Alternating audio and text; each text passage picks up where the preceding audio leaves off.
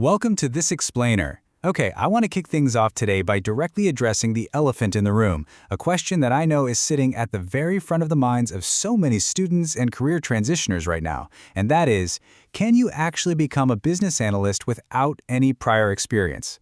Look, if you're scrolling through job boards, looking at those endless, frankly ridiculous requirements for years of experience, and feeling that familiar wave of anxiety, just take a deep breath. The answer is absolutely yes.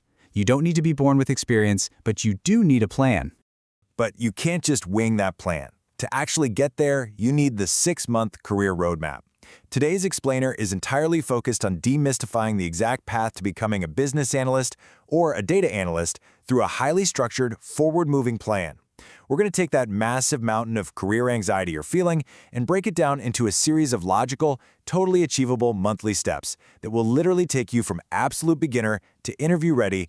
I also want to quickly point out that this incredibly practical roadmap, along with all the specific technical tips we'll be walking through, are sourced directly from the industry experts at MFT Academy.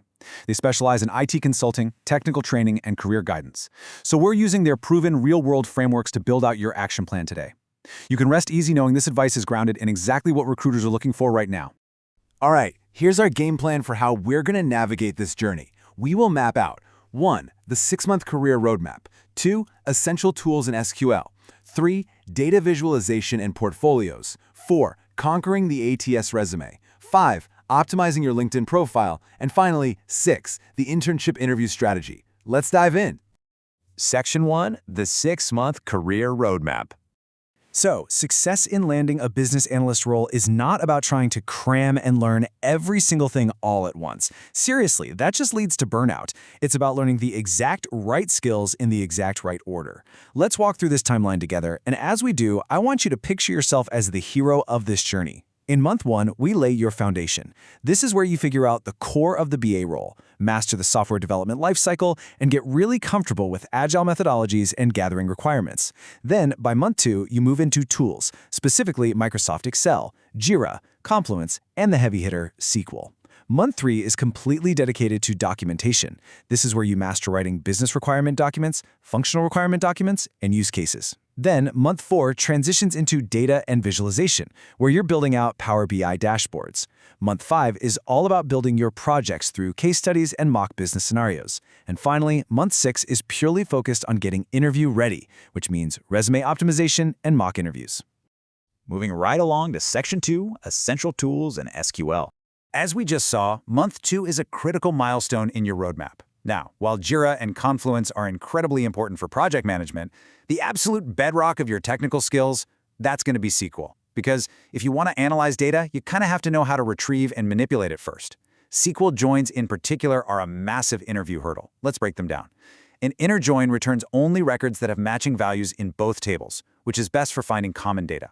A left join returns all records from the left table and any matches from the right, great for finding missing records. A right join does the exact opposite. And a full outer join returns all records from both tables, perfect for comparing complete data sets. Now, here is a brilliant interview tip. Instead of just memorizing these definitions and reciting them like a textbook, always explain a real-world example to your interviewer. For instance, picture an orders table and a customers table. You can explain how you'd use a join to show which specific customers have placed orders and which ones haven't yet. Giving that practical explanation makes a much stronger, way more memorable impression. And this brings us to 2 commonly confused SQL clauses, where versus having. Interviewers absolutely love asking this to test your fundamental data filtering skills. The where clause filters rows before aggregation, meaning you use it before a group by statement. So for example, if you want to find employees earning more than $50,000, you use where. The having clause, on the flip side, filters data after aggregation, so it works perfectly with aggregate functions like counting.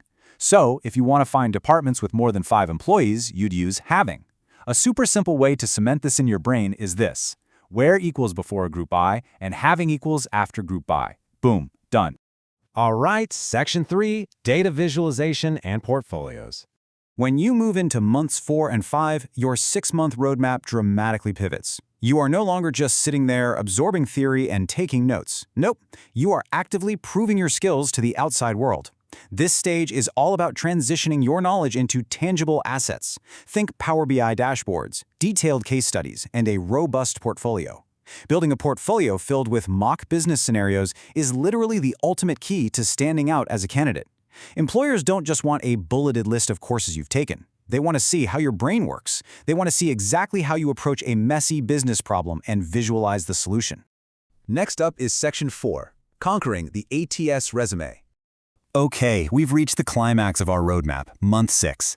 To conquer the dreaded application void and stop sending dozens of applications out into nowhere, you really need to understand what recruiters are actually seeing.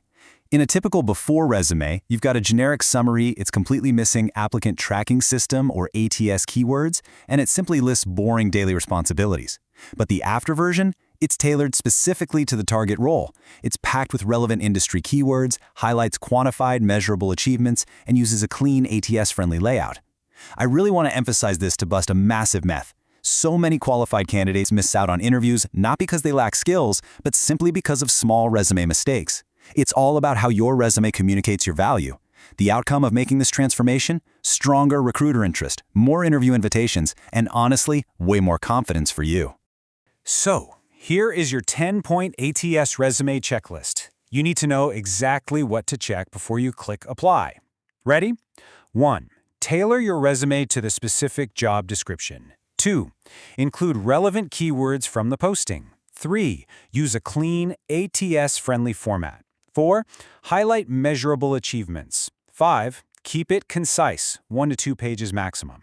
6. Add relevant technical and soft skills. 7. Use professional section headings. 8. Check thoroughly for spelling and grammar mistakes. 9. Save your resume as a PDF. And 10.